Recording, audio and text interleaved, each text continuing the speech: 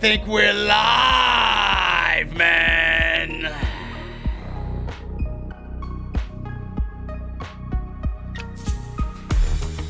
Boy, did SmackDown suck tonight, huh? This show fucking sucks, man. This show sucks. Oh. Did you guys know we had a Samoan street fight tonight?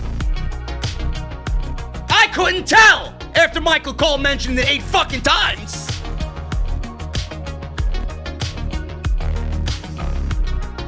Samoan street fight with Roman Reigns, Jey Uso, Baron Corbin, and Sheamus. Great.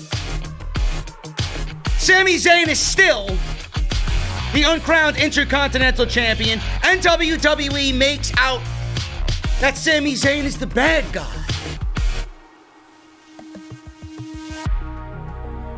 Ladder match announced for the Clash of the Champions pay-per-view between Jeff Hardy, Sami Zayn, and AJ Styles. Alexa Bliss is possessed by the Fiend.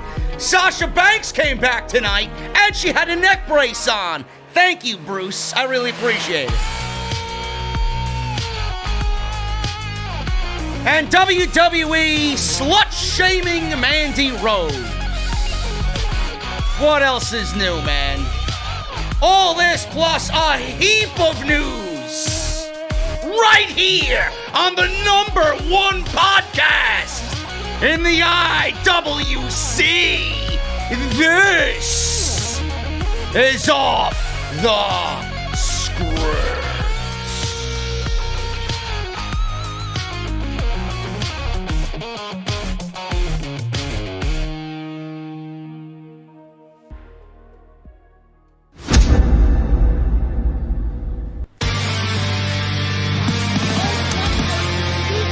Delete! This is mine.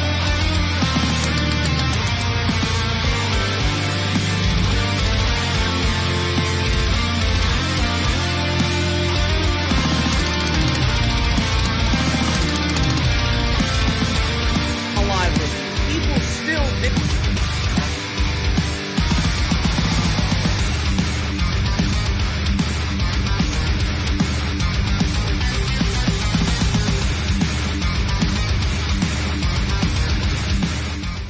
What is going on, guys? Thank you so very much for joining me right here on Off the Script. It is September 18th, and I believe it's already October soon, man. Holy shit, September 18th, 2020. It's chilly in the air, pumpkin spice lattes galore, my pumpkin craft beers, and SmackDown being a terrible show, man. It is definitely the fall season. What a terrible show tonight.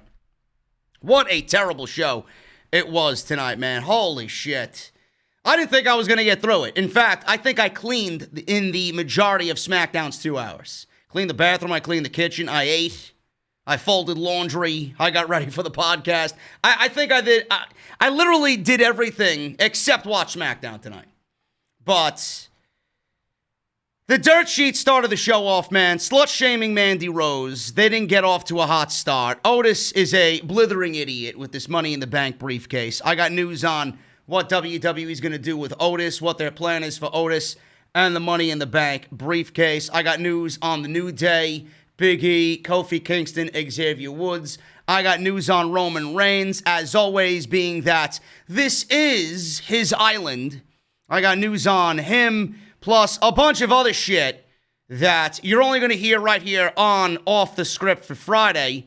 And SmackDown Jeff Hardy news. I got Wobbly Walrus news. You name it, man. You name it. Mandy Rose, the trade to Monday Night Raw. And how WWE had no plans for Mandy Rose after the trade to Monday Night Raw. Really, color me fucking shocked. Jeff Hardy wants to be a part of WWE Creative. AJ Styles is unhappy with the current WWE schedule and the likely plan for Sasha Banks and Bayley. Man, you don't want to miss anything on the show tonight. It's going to be a good one. SmackDown, it consisted of pretty much basically Roman Reigns and Jey Uso and the continuation of their WWE Universal title feud. And that was pretty much it. Everything else on the show was absolutely irrelevant and not really exciting. So we're going to try and breeze through this review and spend the majority of the time on the news and rumors that I have coming out of SmackDown. But this is not possible without you guys, man. Thank you so very much for being here live on the podcast tonight on YouTube. Love you guys. I streamed all day long. I'm surprised I still have a voice after raging on the new Call of Duty Cold War Black Ops. Exclusively came out today for the PlayStation 4 only. So you Xbox users, you PC people, man, sad scenes. We only got about 3 maps to play. There was a bunch of different game modes. I had a good time for the majority of it, but some aspects of the game obviously are continued to be broken. As always, it's a Call of Duty title, but I had more fun on this than in the entire year playing Modern Warfare, man. So I'm very much looking forward to it, and I thank everybody for showing up to the 7-hour live stream that it was on Twitch and YouTube, man. Thank you guys so very much for all of that. Follow me on Twitter at JD from NY206. That's Twitter and Instagram. Hit that subscribe button down below. Turn on that bell for all notifications. Great way to keep up to date on the channel is if you subscribe and turn on all notifications. If you missed anything on the channel, man, there was a couple of extras. Couple of off-the-script extras this week. I'm going to check them out. And Monday Night Raw AEW reviews are live on the channel right now. Go and check that out if you did not get to them this week. Podcast is also available for the full-fledged reviews on Spotify, iTunes, Google Play, and Podbean. And I'm happy to announce I just read the email as of tonight, right before I went live. Off the Script is now on Amazon Music. So that is that, man. You guys got a variety of ways to listen to the show. If you guys are listening on iTunes, I would love it if you leave a 5-star rating. That would greatly help out the podcast on the charts for iTunes. If you want to support, variety of ways to do that. Number one, Patreon. Patreon.com/JD from NY206. Go and get your masks. Mouthmasker.com/OTS. If you got to wear a mask, you might as well wear my mask. That's mouthmasker.com/OTS. New black masks in stock. Go get your face coverings. And then we got the t-shirts, man. Bonfire.com, the exclusive home of JD is NEGAN, man. The new IWC Savior shirt, it is there on Bonfire exclusively. On top of that, every other design that is currently available in the Off the Script shop. That is bonfire.com. Links are down below in the description of this very video, man. I appreciate you guys for buying a shirt and buying a mask and supporting any way that you can. So I always appreciate you guys. And today's show is sponsored by the one and the only Harry's, man. Harry's.com/script for your value trial set. And Harry's got some new blades, man. They are the sharpest blades that Harry's has ever created. And I guarantee you it will be the best shave of your entire life, man. If you guys want to go and get yourself a razor today, all you got to do is use harrys.com/scripts. Go and do that, man. It's a great way to support the show. And every time you buy a razor, every time you go and get your razors, it shows Harry's how great we are and how great the JD's Elite Army really is, man. So go and do that. We'll talk about Harry's a little bit later on in the show. Let's talk about the open of SmackDown, man. The dirt sheet. They started the show off with Miz and Morrison. And apparently, Molina. I'm mentioning this here because I don't really have an opinion on it. Everybody was asking me during the live stream earlier, what's your opinion on Molina? I don't give a shit. It's another fucking talentless broad that's coming on into the company. Spare me. There's enough of them. We don't need Molina on fucking television when we got Lacey Evans, when we got fucking Tamina, when we got Carmella coming back, when we got fucking, what's her name? Lana and Natalia and all these other women on TV. You want to add Molina back to television. I'm going to give you a reason to bring Molina back to television. I'm going to give you a role for Molina in just a little bit. Apparently, she is coming back to the company. Why? I don't know. But apparently WWE has wanted her for quite some time. They've wanted her since the Royal Rumble. They wanted to bring Molina back. into the company. And according to PW Insider, Molina is set for a WWE return. I'm assuming she'll end up on SmackDown. The former two-time WWE Women's Champion has come to terms, quote-unquote, regarding a return to the company. There had been interest in Molina earlier this year as the company attempted to book her for the 2020 Women's Royal Rumble, but at that time she was under an agreement with the NWA. That agreement has since expired. It is reported that Molina will be returning to WWE television within the next week. This is quite a turnaround, fast turnaround, for her to come back. And she's 41 years old and ready to get back to work with the WWE. So what I'm going to tell you right now is very simple.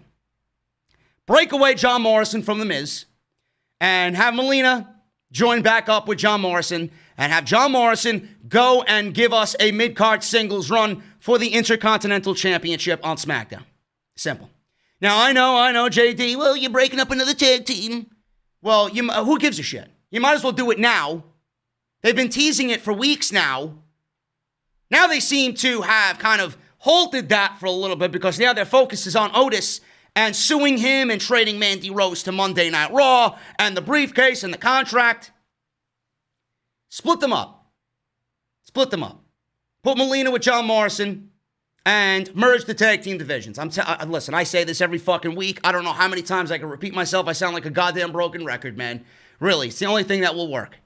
It is the only thing that will work to aid this dying tag team division. You do not need John Morrison and The Miz. In fact, you're actually hurting John Morrison by keeping him with The Miz because The Miz is fucking terrible.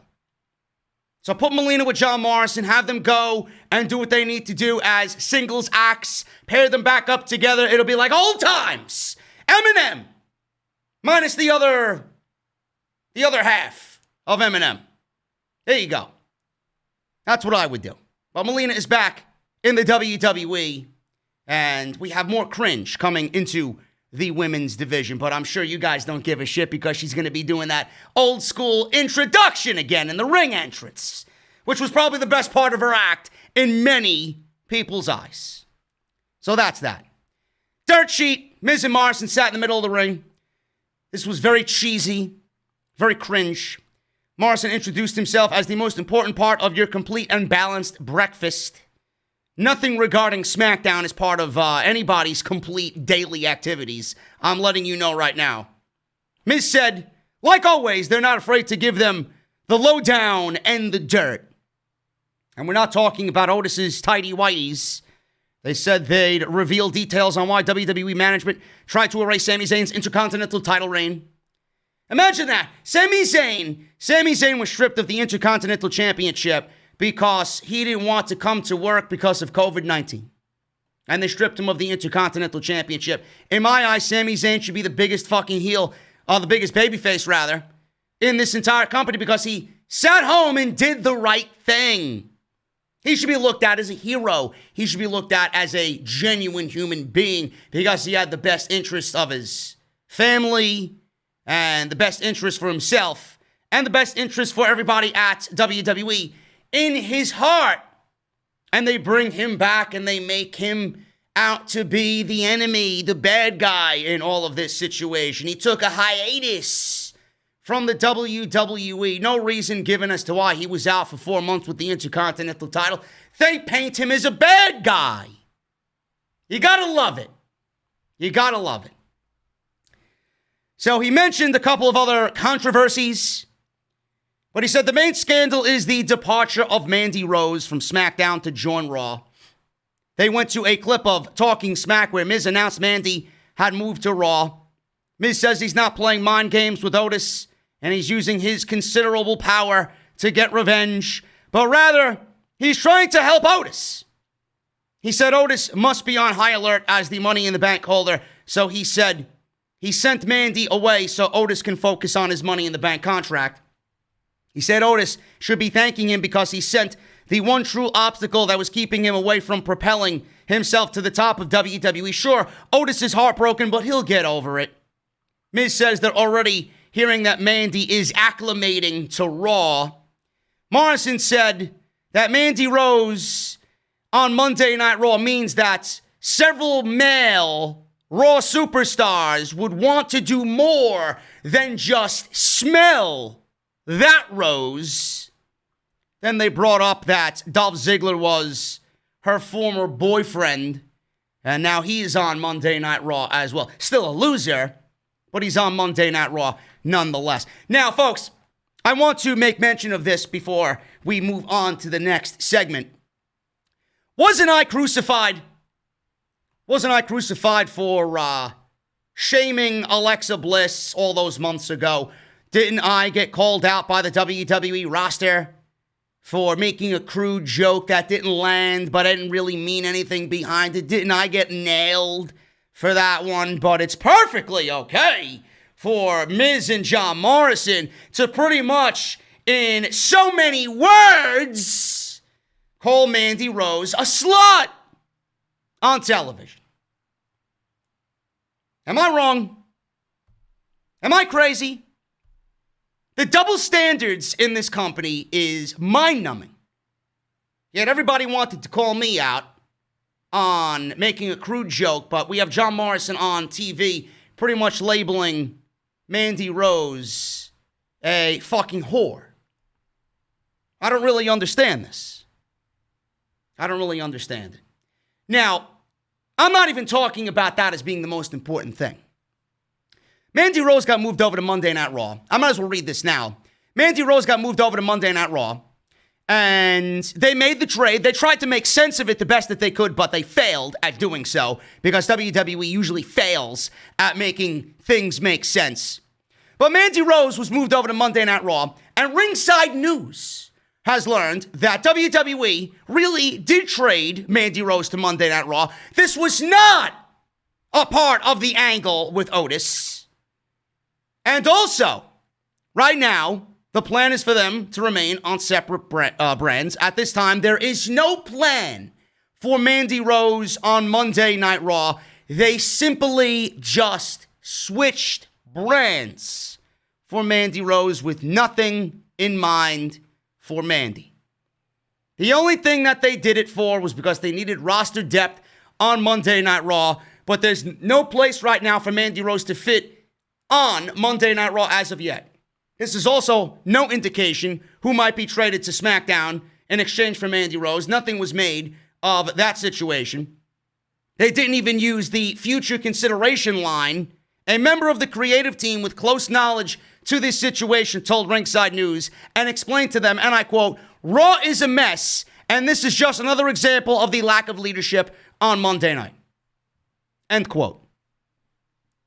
So if you thought Mandy Rose was moved over to Monday Night Raw because they had a plan for her, oh my God, man, you are a blithering fucking fool.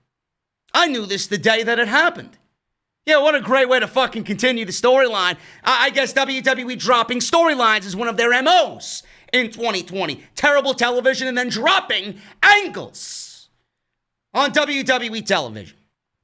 Now, the most important thing about Mandy Rose, and I hope somebody's listening to me out there. I hope somebody is fucking listening to me out there with knowledge of the situation. How do you expect Mandy Rose to be taken seriously if you have John Morrison and The Miz slut-shaming her on fucking TV? Hey, do you think this is right after she just went through what she went through with Sonya Deville? Huh? I don't think so. I think Mandy Rose should be treated with the utmost respect on fucking television. I think Mandy Rose should be pushed as a legitimate superstar on WWE television. How is slut-shaming Mandy Rose on television going to relay to the audience watching at home? Is anybody going to take her seriously if you are out there on television pretty much saying to everybody that she's a fucking slut?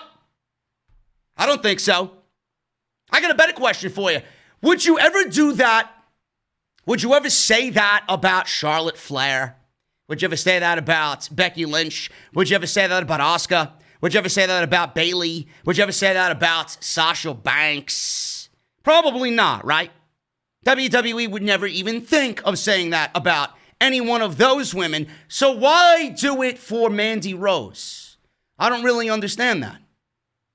That's why I don't understand the things that they do and why I shit on the company every single solitary chance that I have.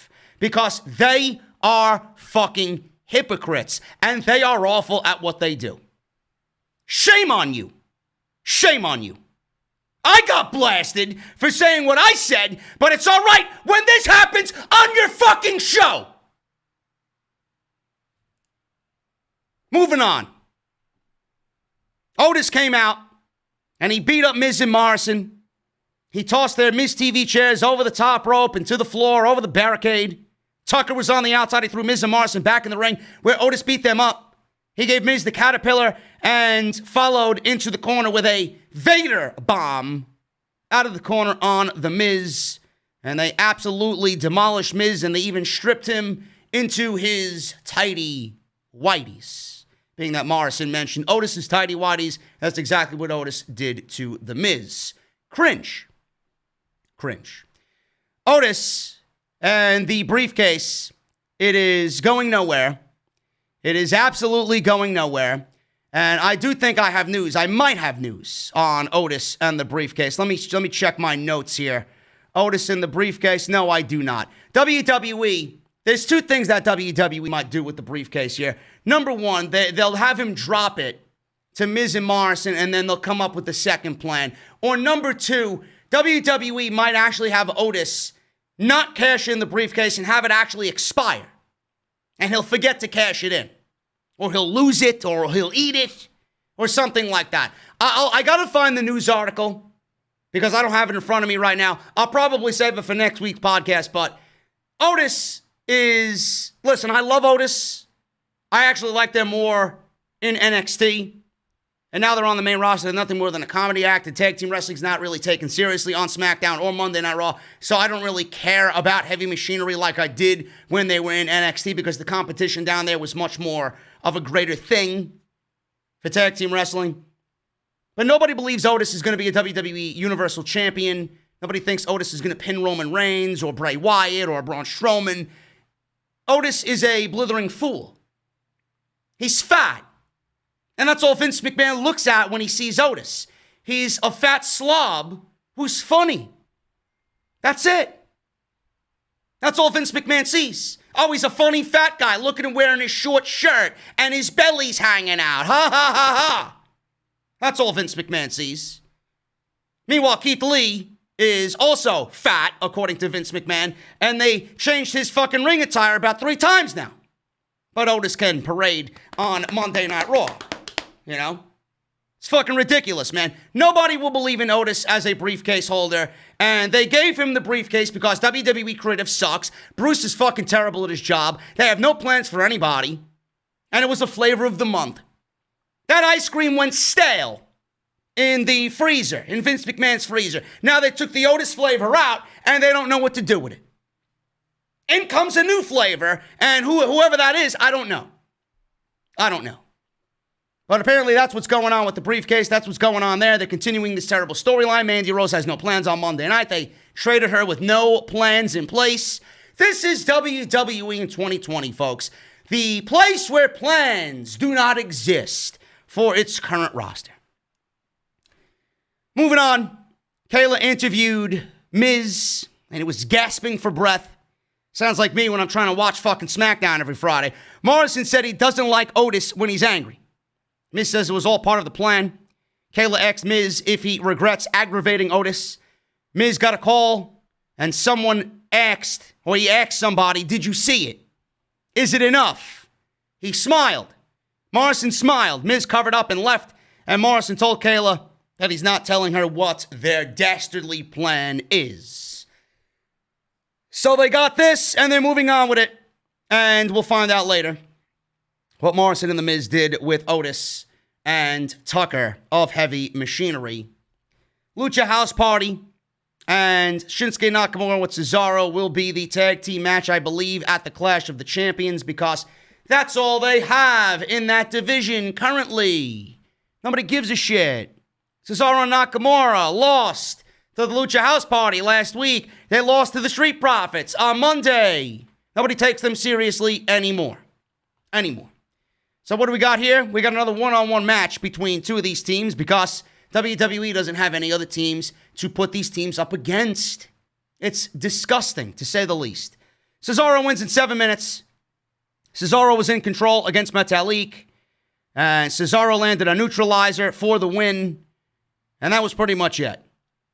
I don't really give a shit about this tag team title feud. I said it once, I'm going to say it again, man. You cannot take the Lucha House Party seriously when they've been buried for 6 years. Why am I going to now take them seriously when I am smarter than most of everybody in the fucking community? Why am I going to take them seriously knowing that the only reason they're getting a title shot is because there's no other teams on the show to get a title shot against Cesaro and Nakamura? That's all it is, folks. Don't stress yourself too much. Don't wrap your brain around that one for far too long, man. That's exactly what it is. Cesaro wins in 7 minutes, and that's it. Kayla Braxton interviewed Jey Uso. Jey Uso. He was all hyped up. They cut the highlights of what happened last week with Roman Reigns and Uso, Sheamus, and Baron Corbin. They showed Reigns shooting Uso a look when Uso raised his arm after their win. And then back to Kayla. She asked how it feels about his chemistry after what happened last week. He said Paul Heyman told him it was miscommunications. So he expects Reigns will have his back since they've had each other's backs since they were little. And that's it. We got a soundbite of Matt Riddle saying people wonder why he says the word bro so much. So he said it's a catch-all word for every emotion. He showed himself doing a happy bro. Bro. Bro! Bro? Bro. Bro. And that's pretty much it. See, it's that easy, bro. He said while giving a thumbs up. See, I could do it too. He says bro is part of the universal language in the WWE universe, especially for Matt Riddle. So that's that. Matt Riddle's on TV saying bro, but he's not in the ring on SmackDown on Friday night. I wonder why. Is WWE set to hit the reset button already because they've booked him terribly coming out of the gate? I wonder. Hoop Media. What's going on in the chat, man? Are we number one? Seems like a slow night over here, man. 1,300 viewers, 308 likes. Let's get that thumbs up, man. We got to at least get 500 in the chat. Number one, as always, man, by over 800. Thanks, everyone. Hit that thumbs up. What the fuck's going on? What is going on in the sports world, man, that people aren't watching SmackDown? Is it that terrible? What NBA game was on tonight? What NHL game was on tonight? I know the Braves were winning. They were beating the Mets 10-0. I know nobody was watching that. Nobody gives a shit about baseball, man. It's fucking 15-2. Ha! The Braves are beating the Mets 15-2, man. The Braves could be shut. I think the Braves lost like 14-1 against Baltimore, and now they're fucking 15-2 against the Mets, man. What an up and down fucking bizarre season this is, man. Jesus Christ.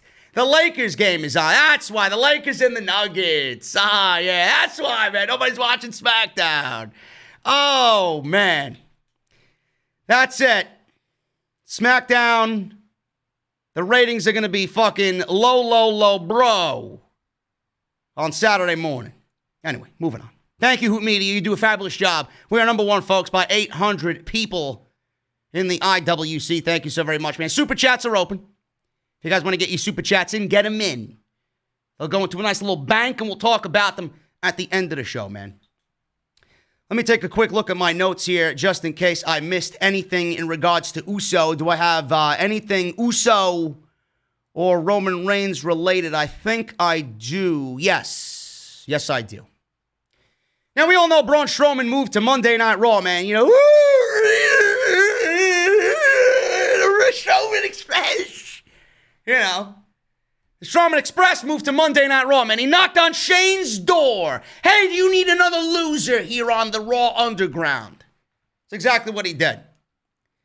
So now he's on Raw Underground, and this is all because WWE, you know, they think that we're stupid. Oh, look, Braun Strowman was a Universal Champion. He did nothing with the championship. He was a fucking terrible champion, so now he lost. So now they got to put him in a Raw Underground situation so that he could assert his dominance and really stand out as a monster among men, right? I get it. You know, Strowman fails, and then you book him terribly, and you've booked him terribly for like 3.5 years now, and now you want me to take him seriously because he's beating up fucking, what's his name? Tony Nese or whatever the fuck his name is down on Raw Underground. Give me a break. Seriously. Nobody gives a shit about Braun Strowman. Now, I got backstage details. on how Roman Reigns' return affected Braun Strowman. Now, Roman Reigns took that 5-month hiatus.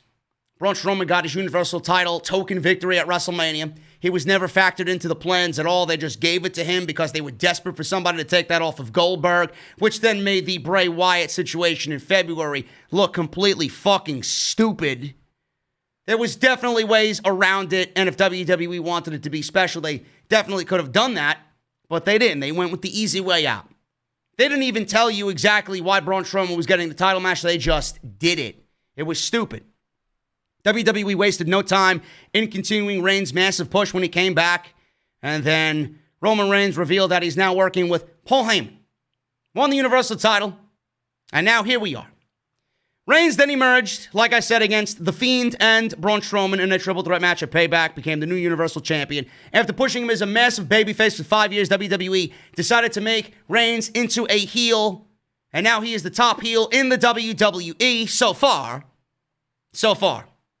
I will determine how far they go with his match against Uso at Clash of Champions. Now, on Sportskeeter's podcast, they reported that if Reigns didn't return at SummerSlam, WWE would have likely continued Strowman, Wyatt, and their program.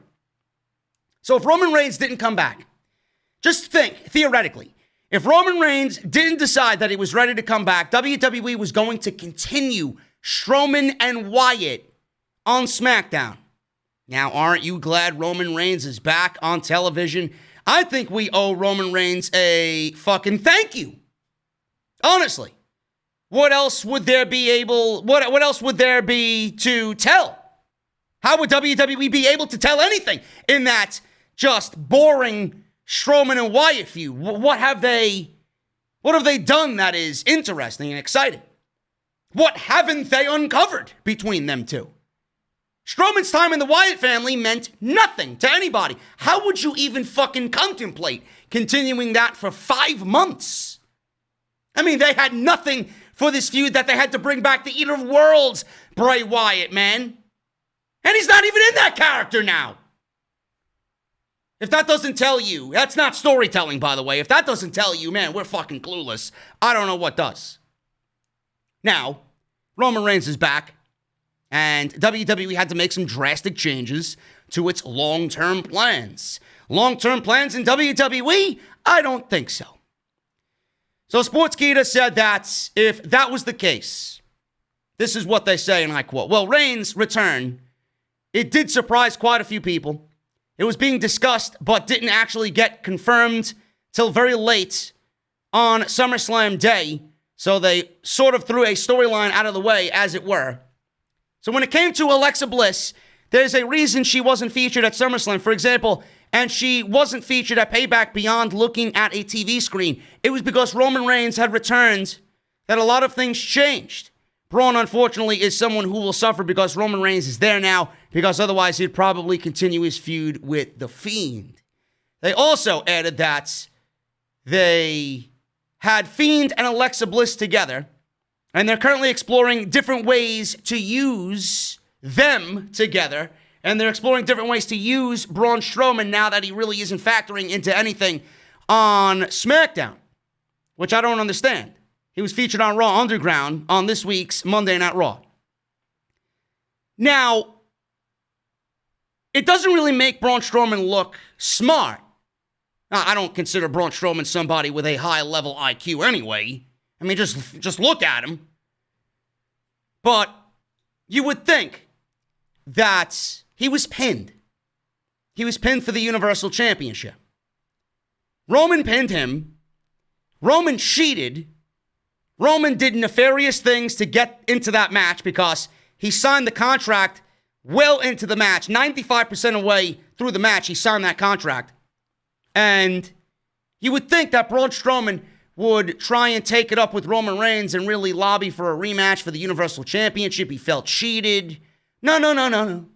We don't do nothing like that here. Instead, he goes to Raw Underground and says, fuck the Universal Championship. I don't want a rematch. Roman Reigns did the right thing. He's quite the gentleman, is Roman Reigns. This is his island. I'm going to be a nice little pussy monster and go to Monday Night Raw and beat up on fucking no-name NXT talent.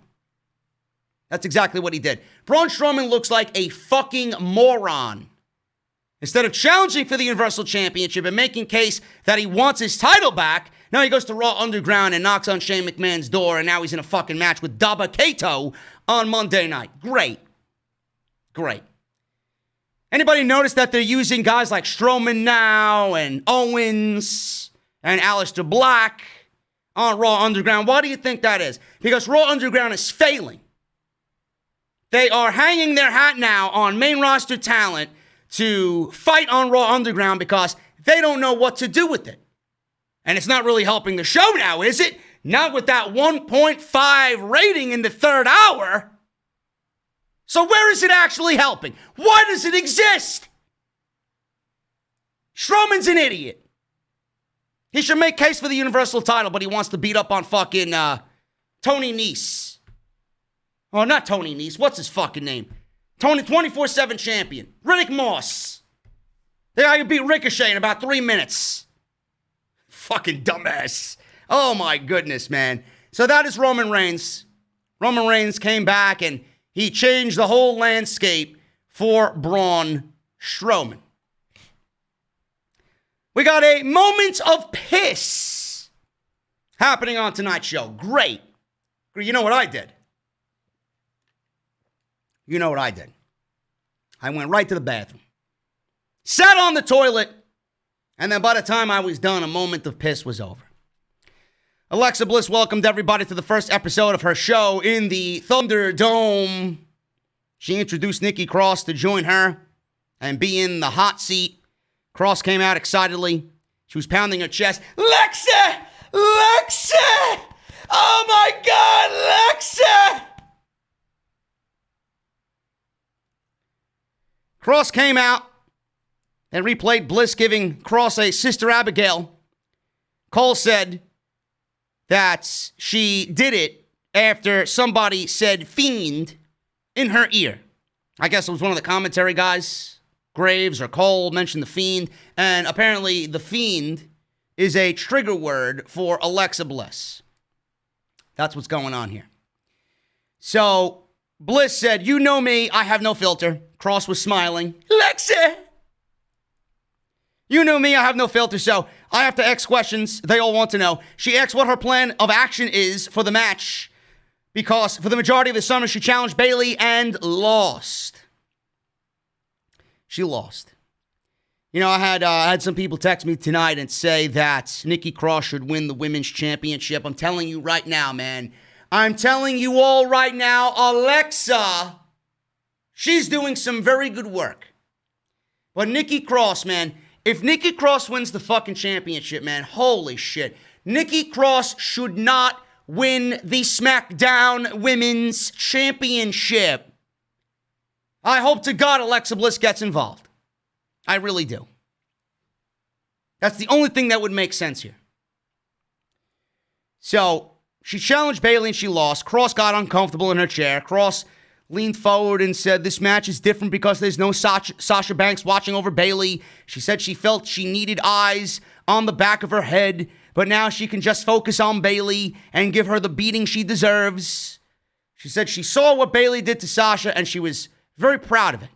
She looked into the camera and vowed to Bayley that she would become the SmackDown Women's Champion. She turned back to Bliss and said, does that answer your question, Lexa? So Bliss said it did. And Cross says she has a question for her. Lexa! What's gone wrong with you, Lexa? Bliss asked what she meant. Cross said she gave her a Sister Abigail of all moves and then walked off. Bliss says she doesn't know how to explain it because she doesn't fully understand it. She said she's undergone a change and doesn't know how to handle it. So then Mrs. Sergeant Slaughter comes out to the fucking ring. or to a moment of bliss, moment of piss, Lacey Evans. Lacey Evans interrupted and asked if this was Dr. Phil with two nasties jawing at each other. She mocked Bliss, crying. She mocked Cross, crying. And she said she should be thanking Bliss for walking away from that match because it threw her off her game. She said that's the only reason she won the Fatal 4-Way last week. She said Bayley has something that Cross will never have, a mean streak. She said she's too nice, too short, and too weak. She said she's missing a backbone and she'll never beat Bayley. Nikki Cross then took the tissue from Lacey Evans and blew her nose in it and then threw it at Lacey Evans. And then she jumped her. Lacey fought back, and then we have this all lead to a match. Nikki Cross versus Lacey Evans. This is your daily, not daily, this is your weekly SmackDown review, folks, where I have to say, and I utter in all sincerity, Lacey Evans is fucking terrible. Get her off of my TV. She should not be allowed in a ring. The gimmick sucks. She's not a superstar waiting to happen to break through. Lacey Evans is fucking egregious. Get her away from WWE. Really. There's nothing redeeming about the gimmick at all. It is completely out of place. Nobody can fucking look at it and really just mesh with it. Nobody's going to sit there and say, oh man, Lacey Evans. Nobody's going to feel for the gimmick. She sucks. Get her away from the fucking show. Nikki wins in 8 minutes. This was fucking terrible. Absolutely terrible. Now, the only thing that I remember from this match, Lacey was in control. And she was punching Nikki. And then on the outside, she had a bottle of hand sanitizer, right? In the beginning of the match, she went to go slap or punch Nikki Cross, and she pumped the hand sanitizer in her hand because she thinks Lacey Evans thinks Nikki Cross is dirty.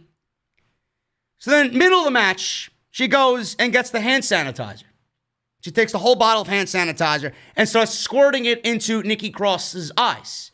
And I'm asking myself, ref, where's the DQ? This is an illegal object. You're blinding somebody's fucking eyes. You're taking away their vision with an illegal substance. This is no different. This is the same thing as if Asuka was in the ring spitting green mist at somebody in somebody's face with the referee watching and calling the match with eyes wide open. There's no difference. So I'm asking where the referee is for this disqualification. He didn't do it. He backed away. He let it happen. He let it happen like a fucking dumbass, just throwing the rule book out the window. So, referee allowed it. Nikki then battled through it. She smeared all this hand sanitizer all over Nikki Cross's face. When Nikki came to, she stomped on Lacey's hands. Bliss was on commentary clapping along. And then Nikki won shortly thereafter with her swinging neck breaker off the ropes, and that was it. Nikki Cross wins in 8 minutes.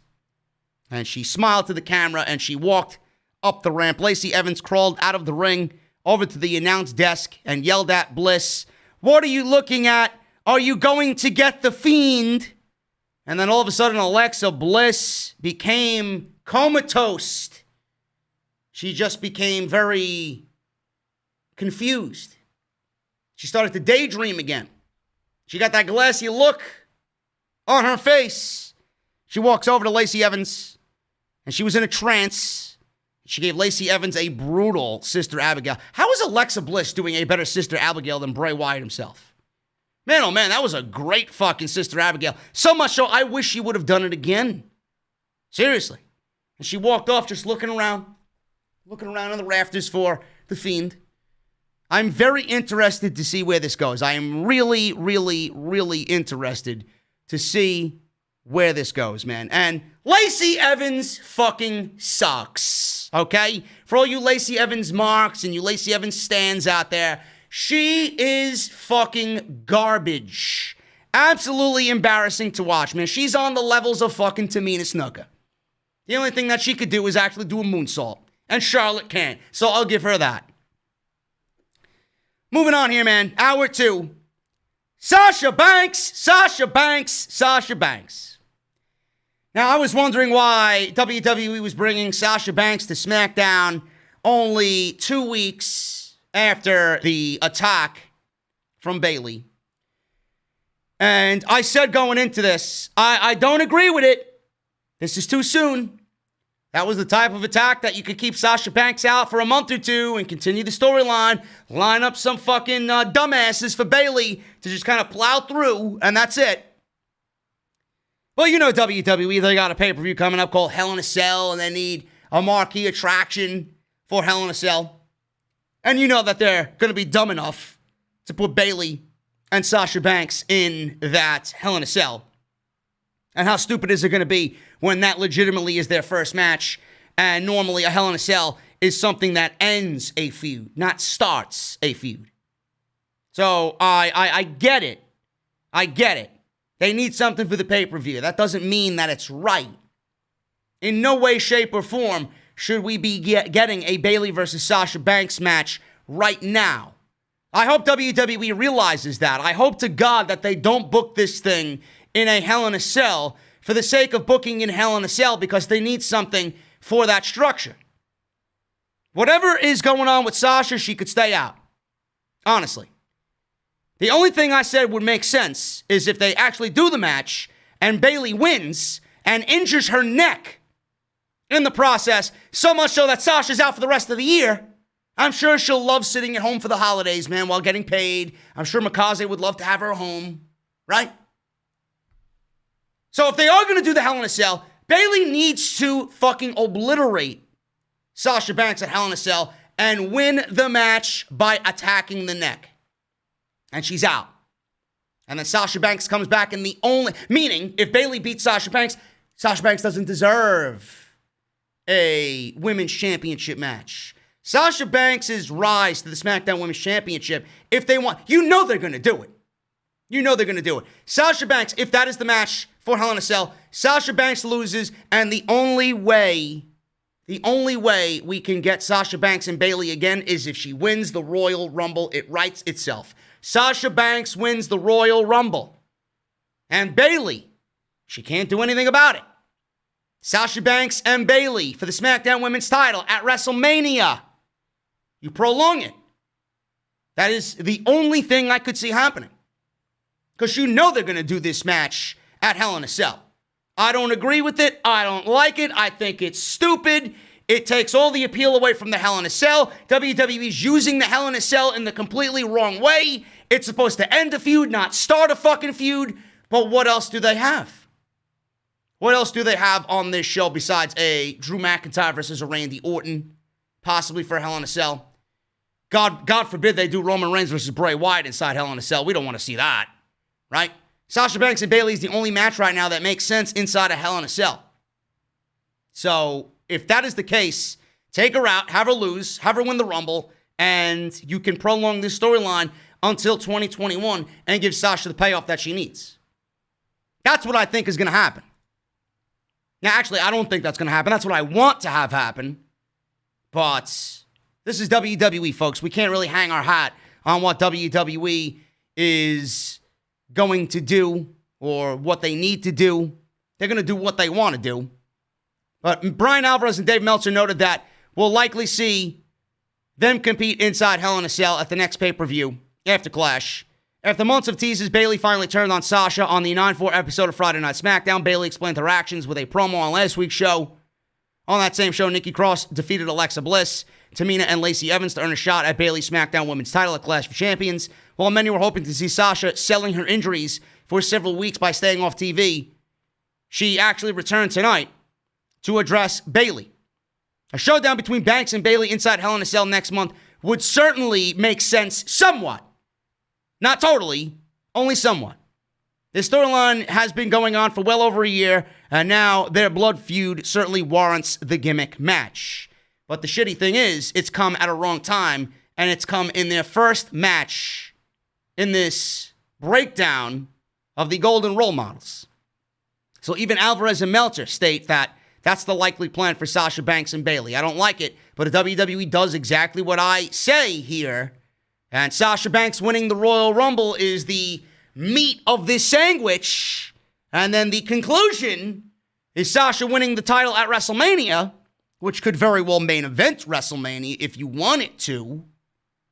Then I'm all for it. Now, Michael Cole interviewed Sasha Banks.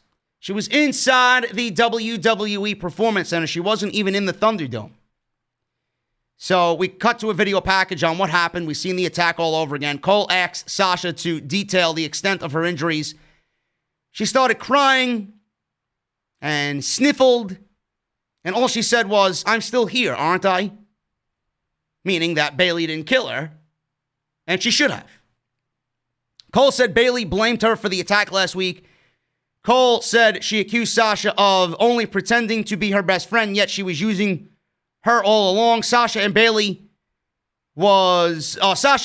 was using her, and now she is just useless to her. She said she heard every single word Bayley said last week, and she can't help but be filled with emotions, a place they built and trained together, talking about their dreams and goals and what they wanted to do together. She said they used to walk the halls just to talk about everything they have achieved. She said this whole summer, they showed the world that they are the best, and they told the world that they were going to take over the whole damn company together, and that's exactly what they did. She said she walks the halls and sees the women walking the halls now, and it breaks her heart. So she began to really break down here. She said she knows Bayley is watching, and she is a naive idiot. Is Bayley watching or is Bruce watching? I guess that could be used for Bruce too. He's a naive idiot. Because you are nothing without me, says Sasha Banks. She said since she considers her useless, she's going to take the one thing she loves, her SmackDown Women's Championship.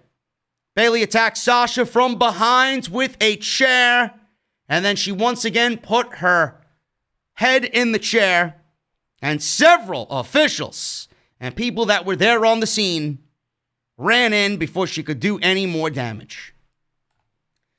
Now, I mentioned this on Off the Script when I talked about this. I mentioned this when I had Sasha's name brought up in the news articles this week. I said it, where's the neck brace? This woman needs to be, if she's going to be on SmackDown, she needs to be in a neck brace. So, Bruce Pritchard, thank you so very much for putting Sasha Banks in a fucking neck brace, you clown. Or did you forget? And maybe Sasha Banks reiterated it to you. Hey guys, I need a neck brace to sell this fucking injury. I can't just show up and pretend like nothing happened. I have to sell the effects of the attack last week. So thank you for making sense of that. This was great. Sasha cut a great promo. Bayley attacking her from behind, just literally coming out of nowhere, was great. I actually enjoyed this more than I did the original attack on Bayley and Sasha Banks 2 weeks ago. I enjoyed this more than Bayley's attack on Sasha Banks 2 weeks ago. I thought this was fantastic. This was probably one of the best promos Sasha Banks has cut. She's really emotional. She made it. And the thing I love most, no matter what she's feeling, no matter what emotion that woman is going through, she said, I am going to take the thing that is most precious to you, SmackDown Women's Championship. Now, the entire feud has a foundation, and that is the SmackDown Women's Championship. Nikki Cross will never win that championship. Ever. She will not win at a Clash of Champions. She should not win at a Clash of Champions. Soon as Sasha Banks said that, that sealed the deal for Nikki Cross. That's it. That title needs to be in this feud no matter what. I loved it. This was great. We are probably looking at a Hell in a Cell situation. I wish we weren't, because it just demoralizes the Hell in a Cell structure. But if WWE is going to do this, I'm telling you right now, man, if Sasha Banks wins that title in Hell in a Cell, it's really going to muddy the entire storyline. It shouldn't happen right now. It should not happen right now. Bayley's in a situation right now where if she continues to win and she's getting one over on Sasha Banks, man, do you know what this is going to do to enhance Bayley's already impressive title run? This is going to take her into levels of SmackDown history, WWE history, that nobody is really ever going to achieve again. So you might as well continue that. And the more Bayley is just, fucking adding on top of what she's already done, the more Super Saiyan Bayley gets, the more evil Bayley gets, the longer Bayley holds that championship, the longer Bayley, runs roughshod over the SmackDown Women's Division, reigns supreme over the SmackDown Women's Division, even with an impending draft or shakeup coming up. She beats whoever is thrown in front of her. Do you know what that's going to do for the title? That's going to make Sasha Banks' title victory, when it happens, that much better. You need to keep this championship on Bayley when the time is right. The right time is Sasha Banks winning the Royal Rumble. That is it. There's nobody else on this roster deserving to win a Royal Rumble. Charlotte won a Royal Rumble. Becky won a Royal Rumble. You know they got to give a Royal Rumble to Sasha and inevitably Bayley at some point in her career. That's what WWE does. They're all sharing a piece of the women's revolution. Right now, it's Sasha and Bayley. Right now, they're the focus. Charlotte's out. Becky's having a kid. Sasha wins the Royal Rumble. I don't give a fuck who you want to win the Royal Rumble. Liv Morgan, a Ruby Riott, a Shayna Baszler, Bianca Belair. No. There's other ways to get Bianca Belair into a championship situation at WrestleMania. Sasha wins the Royal Rumble. Tessa Blanchard? No. I don't want to hear Tessa's name. I don't want to hear her name about any championships or Royal Rumbles or WrestleManias. Sasha fucking Banks. That is it. That is your story. That is your main event. You need this match for WrestleMania. That is the best way to go about it. Bayley wins. It only will make Bayley better. And when Sasha wins it, it's going to be even more important when it does. Sami Zayn. He's one of the best things about SmackDown. Sami Zayn is great. This match with AJ Styles tonight was really, really good. Watching Sami Zayn do a Blue Thunder Bomb, man. Oh, love it. One of my favorite spots in all of WWE. Sami Zayn's Blue Thunder Bomb, man. Love it. Sami Zayn danced out to his music. And then he complained about Greg Hamilton not introducing him as the SmackDown Intercontinental Champion. So Styles attacked him from behind, threw him into the ring, and we were on our way to having what I thought was the best match of the entire evening for SmackDown. Now, I do have news on AJ Styles, and I do have news on Jeff Hardy, because Jeff Hardy interjected himself into this thing as well, and he came out at the end, and we got the situation for the pay-per-view up and running. But let me read to you the news article on AJ Styles. Apparently, AJ Styles is unhappy with the WWE schedule, and it was very clickbait when I read it. So, according to Meltzer, Styles is unhappy at having to miss his son's football games, which take place on Friday night as a result of the SmackDown TV tapings that take place every week. You talk about what kind of foresight is this when it's like you throw a tantrum, which basically he did, that you've got to get off Monday Night Raw to go to SmackDown, and now you're on SmackDown, which tapes every Friday, and now you're mad that you're missing your son's high school football games because they're on Friday nights. So he's upset that he's missing his son's football game.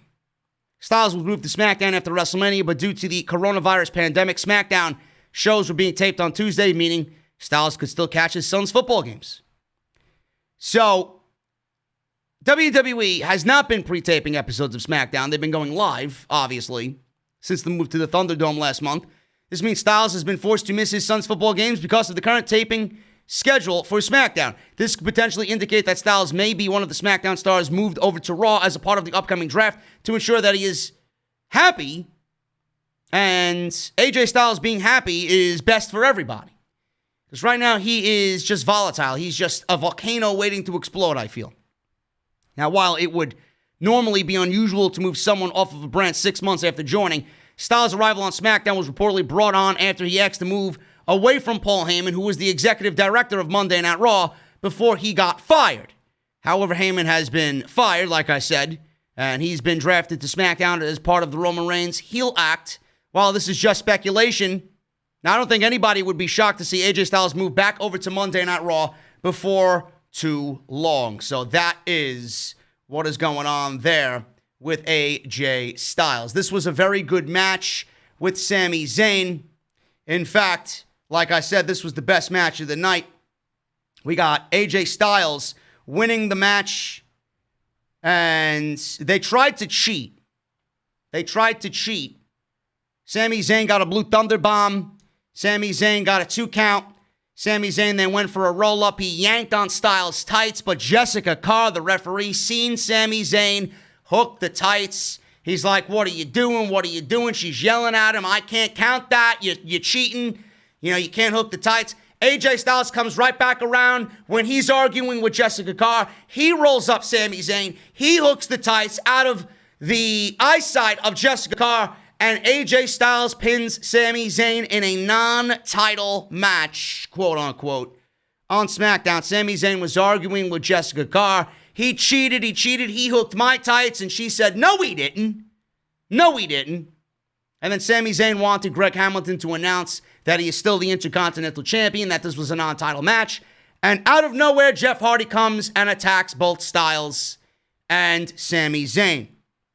So Jeff Hardy is there. He beat them both up. He jumped Styles. He attacked Sami. So Hardy pulled out a table, a table. He then dropped the table, and then he grabbed the ladder from underneath the ring. He jabbed Styles in the midsection with the ladder. He threw the ladder into the ring. He set the ladder up, and then he grabbed the microphone. He says he's sick and tired of being called a cheater and a fraud. He proposed that they end this once and for all with a triple threat ladder match at Clash of Champions for the Intercontinental Championship. I'm assuming both title belts will be hanging from the ring inside the Thunderdome at the Clash of the Champions. There you go. I think we were all anticipating that one. We didn't need to see the visual, but this is how WWE sells their shit. We see the visual of Jeff Hardy standing behind the ladder. I think we all kind of realized where this was heading, and that's going to be a very good match, man. I'm pretty fucking excited about these three guys in that type of situation, in that type of environment. Sami Zayn is great. AJ Styles, we know how great he is. Jeff Hardy can be good when he wants to be. Kind of fallen off a little bit, but Jeff Hardy in a ladder match, man, I'll take it. This is going to be an excellent match. Possible match of the night situation here between these three guys for the Intercontinental Championship. I got news on Jeff Hardy, man. A couple of news and notes on Jeff Hardy. Number one, he spoke to BT Sport. Jeff Hardy spoke about his desire to stay in wrestling even after his retirement, and he said he would love to be part of the creative team. He says, and I quote, ultimately, I would love to be involved in music as I age, but I think I'll secretly be involved in wrestling for the remainder of my life, like creatively, whether it's behind the scenes as a writer or just an idea here, an idea there, a guy who pitches ideas or whatever. End quote. So, as you guys know, on SmackDown, Daniel Bryan is a part of the creative team. Edge has given his creative ideas for his storyline with Randy Orton, and they have been taken seriously as far as them pitching ideas. So Jeff Hardy may want to do the same thing. Jeff Hardy may want to do the same thing after his in-ring career has winded down.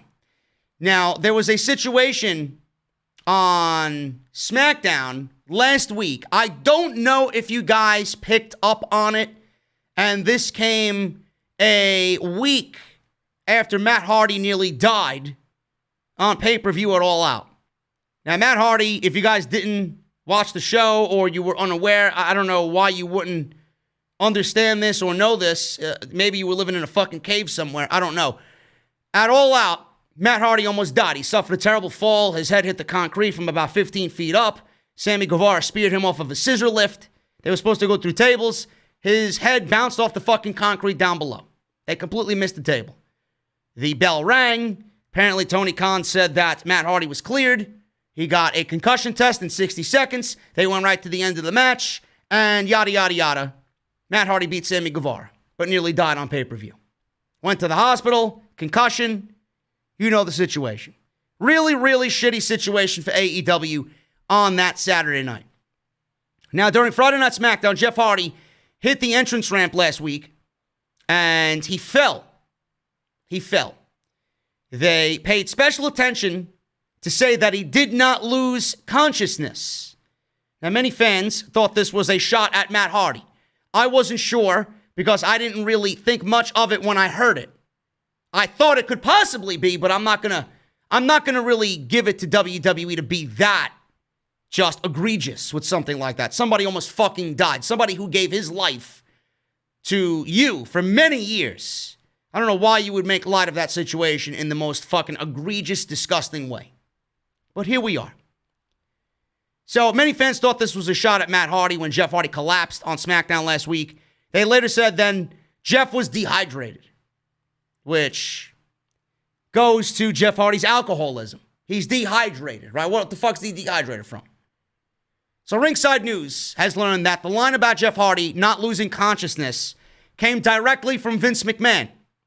It was told to Ringside News that it served two purposes. It was not only inserted because they are concerned about concussion protocol and the backlash from it, but it was also a shot at AEW and the way that they handled the Matt Hardy situation. It's always a good idea to pay close attention to the lines that Vince McMahon has Michael Cole and Corey Graves and everybody on Monday Night Raw recite. It's always great to pay attention to the lines Vince McMahon feeds through the commentary team. You never know when someone might insert something for a very specific or hidden reason. This time around, it was a little bit more noticeable. People picked up on it, and that was likely the intention from WWE. Sick fucking people. Sick people. I know AEW takes their jabs at WWE, but for them to take a jab back at Matt Hardy for almost dying, bro, come on. That is fucking absolutely pathetic. So if you guys missed that, that was in the news. And that is what happened with Jeff Hardy last week on SmackDown. Moving on here, man. Otis and Tucker, they were backstage, and Otis told Tucker he's sick and tired of this. A man walked in and handed them a vanilla envelope, and Otis said, yes. If he's Otis, are you Otis? Yes. And then this guy says, you've been served. Otis fantasized about it being food. Tucker opened the envelope, and he's been served with a lawsuit. So that's that. They're being sued for beating up on John Morrison and The Miz. Great. Tucker explained to Otis that Miz and Morrison are suing him for emotional distress and creating an unsafe work environment. He said they are saying the Dirt Sheet is a news program and they are violating their First Amendment rights. Otis says he hates the news. Tucker said they are telling him to forfeit the Money in the Bank briefcase or else they're going to take him to court and he has 1 week to decide. Otis was very scared. Tucky, we're in trouble. Tucker said, sorry, but you're in trouble. Speaking of First Amendment rights, man, wasn't it Sami Zayn's First Amendment right to stay home and not want to come to work in the middle of a fucking pandemic when WWE was illegally breaking the law and putting shows on inside the Performance Center after being told 3 or 4 different times to shut down operation? Isn't that Sami Zayn's First Amendment right? Yet you treated him like a bad guy. Yet you stripped him of the Intercontinental Championship because he opted to stay home. How WWE is just hypocritical. Unbelievable, man. Unbelievable. Backstage, Baron Corbin and Sheamus talked about their Samoan street fight. Not sure if you guys were aware, it was a Samoan street fight tonight. Security guy walked up to them and informed Sheamus his car was being towed. Sheamus ran to the garage and asked another security guy where his car is. The guy turns around and it was Big E. He beat him up. Big E then told the security guy that the word on the street is that he set him up. He beat up the security guy. Big E gave him a belly-to-belly through the car windshield. He threw him into the trunk and slammed it shut. Adam Pearce told Big E he needs to leave the building. Adam Pearce continuing to get more TV time than Mustafa Ali, man. Can someone add up the amount of fucking TV time Adam Pearce has had in the last month And can we apply that to how much TV time Mustafa Ali has gotten since being moved to Monday Night Raw? I would love to see this glaring statistic, man. And absolutely phenomenal talent in Mustafa Ali and Adam Pearce. Adam Pearce, who is an unofficial commissioner on WWE television. He's somebody in management that makes matches and makes decisions. That's what you call a commissioner to me, or a GM. Sounds like a GM to me. If it sounds like a GM, it smells like a GM, it is a GM. That's exactly what Adam Pearce is. Don't let anybody fool you, folks. We've seen another mystery vignette of the mystery SmackDown woman. She played with her blonde hair, and she turned around with a hand mirror in front of her face. The brief glimpse of a slice of her face looked like it was Carmella. And I think from the photos that everybody's seen on social media, I even did an extra on it, it was Carmella. You can tell. And I can't wait to not watch the return of Carmella. Jey Uso, Roman Reigns, King Corbin, Sheamus, Samoan Street Fight, folks. Samoan Street Fight. Correct me if I am wrong. Wasn't there a street fight on Wednesday on Dynamite that had the social media wrestling world buzzing? Wasn't there a street fight on Wednesday night? I think there was. Right? A really good one, too. A damn good one. Probably the best one of the year. So here WWE is now doing a street fight because they got to one-up AEW. Give me a break. This came nowhere close to being anywhere near what that street fight was. Now, as far as this match, this was very predictable. We seen this match last week, and here we are doing it again, but this time under Samoan Street Fight rules, because I'm not sure if you realize, guys, it's a Samoan Street Fight. Michael Cole mentioned it about fucking 16 times tonight. It was a Samoan Street Fight. Corbin made his way to the ring. They brawled at ringside. Corbin threw chair. Roman Reigns got a big entrance, by the way. Long, extended, just fucking generic. Oh my God, it's fucking Roman Reigns. Will you end this shit already? Entrance. Jey Uso got an entrance. Baron Corbin and Sheamus had their entrances during the commercial break. So they brawled at ringside. Corbin threw a chair at Reigns. Corbin gave Jey a deep six to the floor, which I love the deep six. The deep six and the end of days, man. Two of my favorite moves in WWE. Even though I think Baron Corbin's a fucking cocksucker, he's got some damn good fucking signature finishing moves, man. He then threw Reigns into the ring. Reigns took over and bashed Corbin with a chair a few times as Reigns went for a table underneath the ring. Sheamus attacked him with a running kick to the face. Corbin and Sheamus double-teamed Reigns at ringside. They then drove Jey through a table middle of the ring with a power bomb. That was a near fall. Sheamus set up white noise on Reigns on the table. Reigns used a low blow to fight free and then give Sheamus a Samoan drop. Corbin went after Reigns, but Reigns threw Corbin into the ring post. He speared Sheamus through the barricade at ringside. Corbin jumped Reigns from behind. Jey recovered and dove at Corbin on the outside. Corbin caught him and threw him into the table. Corbin went after Reigns, but Jey hit Corbin with the Universal title belt. Reigns speared Corbin. Uso landed a top rope splash right away for the 1-2-3, and Uso and Reigns win. Afterward, Jey was all smiles. He presented Reigns with the Universal title belt, but he stopped first to admire it. He was going to hold it up, right? Signifying that he's going to win the title, but he threw it to Roman Reigns in a very joking and humorous way. I'm only kidding, Us. I'm only kidding, Us. So he tossed it to Reigns. Reigns caught it, and he shot Uso a smile. So they were very brotherly here. They hugged. Cole said they're cousins and celebrating this win together. Graves says it'll be a different picture a week from Sunday at Clash of Champions.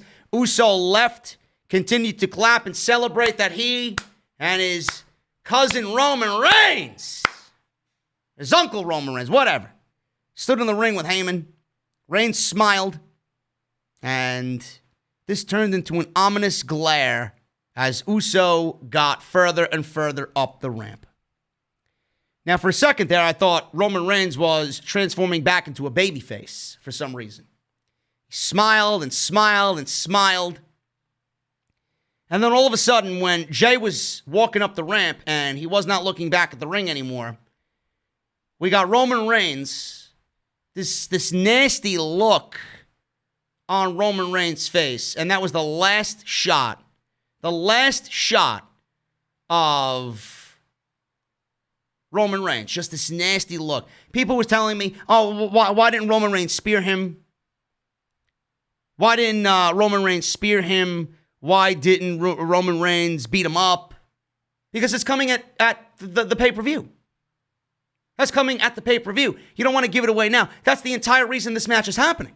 You can't give that away. Otherwise, what's the purpose of having the match? So even though Reigns was smiling, Reigns is luring him into this false sense of security before we go to the pay-per-view. I think this is going to be great. I mentioned this on the show that's happening tomorrow, Off the Script 343. Roman Reigns needs to leave Jey Uso in a bloodbath at Clash of Champions. Now, the rumor going around is that it's going to be a competitive match. It's not going to be a very one-sided match. It's going to be a competitive match. Uso's going to get his opportunity to show what he can do. But at the end, inevitably, it's going to be Roman Reigns winning the championship and winning the match. But at the end of the match, you know, they're not going to celebrate. They're not going to hug. They're not going to be exchanging oos. They're not going to be embracing. Roman Reigns is going to beat down Jey Uso, and it's going to be it needs to be a bloodbath. And that needs to solidify Roman Reigns' heel turn. Because otherwise, what is the point of doing all of this with Jey Uso? Absolutely no reason at all. That's what needs to happen. So Roman Reigns, just a very simple, slight continuation of what had happened here tonight. And that was pretty much it. That was pretty much it. That was your SmackDown episode, guys. Not really all that exciting at all for SmackDown. But it is what it is, man. It's SmackDown. It's Friday night. I don't think many people gave a shit about what happened on the show tonight. But I tried to make sense of it. I gave you the review like I always do. And that's it, man. If you guys want to hang around, we got some Super Chats, man. Super Chats are open. Thank you guys for joining me tonight on the podcast. If you enjoyed the review, please hit that thumbs up. If you guys don't want to hang around, I'll see you tomorrow for Off the Script. It'll be live at 5 p.m. Eastern Time. We got Off the Script episode 343 going up tomorrow. So if you guys are going to head on out, thank you so much. Hit that thumbs up on your way out the door. Hit that subscribe button. If you're new around here, turn on that bell for all notifications. And if you guys want to hang out and talk Super Chat, let's do it, man. More than happy to have you. Oh, my goodness, man. Gregory Benson, what's up, brother? $4.99. While Loser Evans was in the ring, Guy was in Toronto. He was trying some Freedom Toast in a DD episode dedicated entirely to bacon. Sounds fucking interesting, man. I'd love to visit Toronto. I heard Toronto has a great craft beer scene. I'd love to try it, man. Gregory, thank you so much, brother. People asking me in the chat, what's the topic tomorrow, man? There's 3 big stories tomorrow. Vince is deep pushing Aleister Black, Andrade, and Garza. I rant big. Ricochet leaving the WWE, apparently. He debunked the rumors today, which, of course, he's going to. He's going to say, oh, it's false. The dirt sheet's looking for clicks. It's all the same shit with these people. He's leaving. And if he doesn't leave, he's a fucking idiot. Bruce Pritchard is the one who created the Wobbly Walrus character. Why? I go over why. We didn't see Wobbly Walrus tonight, did we? And then a major potential spoiler for Roman Reigns and Jey Uso. Big show tomorrow. 2 hours. Gino, $4.99. Thank God for Mario 3D All-Stars during this terrible show. Also, what's up with Matt Riddle? Bro. Your guess is as good as mine, man. I got to pick up that Mario game. Jacob Donnelly, $5. What's up, brother? A great street fight on Wednesday was followed by a boring and pointless one tonight. I thought SmackDown was mostly boring tonight. It was. It was terrible. Really terrible show, man. Also, it's amazing that the SmackDown Tag Team division is so dead that they've had to resort to Lucha House Party versus Nakamura and Cesaro for weeks now. Yeah, really shitty, man. I'm so tired. I'm so tired of ranting on the Tag Team division, bro. They need to fix it big time. Jacob, thank you for the $10, brother. JP5150, $10 super chat. While I'm wishing for a sequel to COD Cold War that uses created avatars, I would create both Vince McMahon and Bruce Pritchard and hunt them down like duck hunt sniper rifle on hand. Hashtag headhunting. Wouldn't that be something, man? Imagine you can create characters in Call of Duty and someone creates Vince and Bruce. That'd be great. Mowing Vince down with an AK-47 in-game. Unbelievable, man. Thank you, JP. Maximus Sage, $5. If Raw was in your face, SmackDown was in your trash. Damn, this show was garbage. Bro, Raw was in your garbage on Monday night. This, I don't know what the fuck this was. Michi with a $4.99 super chat. I was going to watch SmackDown, but the NBA playoffs are on today, so I'm going to watch something more interesting and exciting.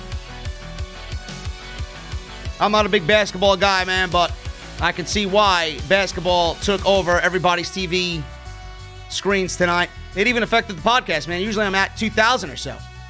Nobody cared. Nobody cared about SmackDown, and I do not blame you at all. Myron, what a $7.99 Australian. Off the script is the WrestleMania of all wrestling podcast in the IWC. Hashtag show of shows. Keep up the great work, brother. Respect. Thank you, Myron. Appreciate that. That's quite the compliment there, bro. Mr. Cake, $5 super chat. WWE shaming Mandy Rose is weird since she seems like the least likely in the locker room. Bro, it also doesn't make her look good as a pro wrestler either, because would they do that to anybody else? Come on now. WWE has this thing where they send their talent. It's all right for everybody to come after me, but when they want to do it on their own TV show to their own talent, it's okay, though. It could get by, and it's accepted. Fuck out of here. Tenorio, $5 super chat. Are you a fan of any thrash metal bands? Bro, thrash metal is my fucking name, bro. I lived through the Max Cavalera eras, bro. Come on. Dude, Beneath the Remains and Arise are two of my favorite albums ever. Ever. Creator, Coma of Souls, fucking Gods of Violence I Love, Enemy of God, Exodus. Bro, come on. You're talking to a thrash metal fucking enthusiast here, bro. Yes, of course I love thrash metal, bro. I can't wait for Heathen's new album. They got a great album coming out. Some of my more recent favorite thrash bands, man, Warbringer, Havoc. Some great stuff. Saeed, $5 Canadian, man. Listen to Black Sabbath instead of watching SmackDown. The thumbnail for Dynamite review was glorious. Great job, Sal Rex. Congrats on the PS5. Bro, that PS5. You know, Amazon sent out emails, bro. Let me see if I could read this email to you about Amazon. They sent me this shit. Or maybe I deleted it. Let me see. Yeah, Amazon. Hello, we're contacting you about your order of the PlayStation 5 Digital Edition to let you know in advance that you may not receive this item on the day that it released. Due to high demand, we'll make every effort to get the item to you as soon as possible. Once released, you can track the latest shipment status of your order under your orders on Amazon.com. Once there, you can make the changes to unshipped orders, cancel unshipped items, track shipped packages, and more. We look forward to seeing you again. So they're already sending out emails that you may not get it on release day. And I don't know what that does to all the other places. If Best Buy, GameStop, Target, Walmart, Newegg, or wherever you guys pre-ordered your shit. If Amazon is having problems, what does that mean for the other people? Amazon has more resources than any one of those Amazon has more resources than all those places combined. We may not be getting our PS5s on release day, boys. Not that I really care. Because I'll be playing Destiny Beyond Light and Call of Duty Cold War anyway, so it is what it is. Daniel Easterday. Bad career move for Molina. Bad career move. It's going to end up like Mickey James, bro. Laura Conway, $1.99. Hi, JD. You are awesome. Hope you're doing well. Thank you, Laura. Thank you for the $1.99. Mr. Cake, $2. Bayley was looking ripped in that segment. Bayley looks great, dude. Bayley is fucking awesome. Justin Striplin, $9.99. You're not going to like the trash WWE announced for Raw. Dominic and Humberto versus Rollins and Murphy versus Andrade and Garza. #1 contenders match.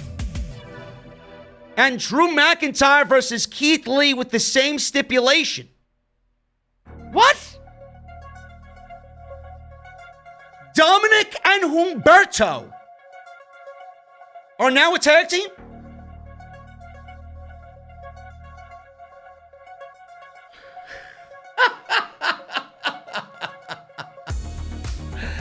Oh my God, man. Bro, there's no way Dominic and Humberto win. There's no way Garza and Andrade win, bro. Listen, look at this. Look at how pathetic. Look at how sad this is, dude. Look at the Street Profits, man. Look at what their reign of tag team championships have come to, man. Rollins and Murphy, we've been there, done that. How many times? Garza and Andrade, how many times? Oh. I got a fucking headache, dude. I got a goddamn fucking headache.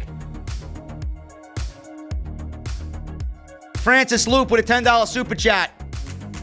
Is the Money in the Bank briefcase brand exclusive? I thought the briefcase holder can challenge for any title on any show. Otis can follow Mandy to Raw and cash in on Drew or Randy Orton. No. SmackDown guy wins it. It's for the SmackDown title. Ryan Heisler, $15 super chat, man. JD, here's a little something to go towards your cats, food, toys. I hope they are well. What are your thoughts on the Resident Evil 8 trailer that dropped on Wednesday? Much love, brother. I can't wait for Resident Evil. You guys love me playing Resident Evil, man. That looks great. Looks scary as shit, too. I loved 7. 7 was creepy shit. So I can't wait to play that, man. And I'm very interested in this Demon Souls.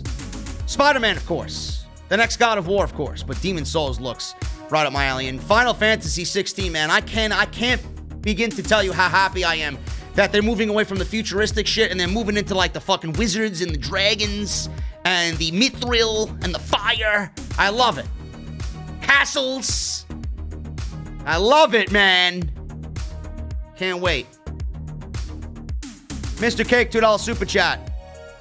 Copping a PS5, wish me luck. Good luck, brother. Richard De Dios, $5 super chat. JD from NY206 for WWE Creative. Vince can't afford me, bro. Mr. Cake, another $5 super chat. Hey, JD, do you know how to sign up for the Thunderdome? I want to show a No More Vince sign on there. Bro, you can't do it. They'll boot you. They'll boot you in a heartbeat. And Joe Flip with a $4.99 super chat, man. Keep it up, he says. Keep it up. Thank you, man. Guys, that's pretty much it. I'm getting out of here, man. I appreciate you all. Hit my fucking music, bro. What a night, man. What a day.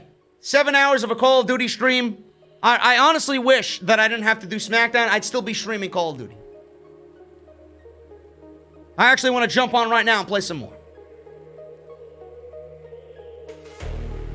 But I thank you guys. What's this? Tenario with a $5 super chat.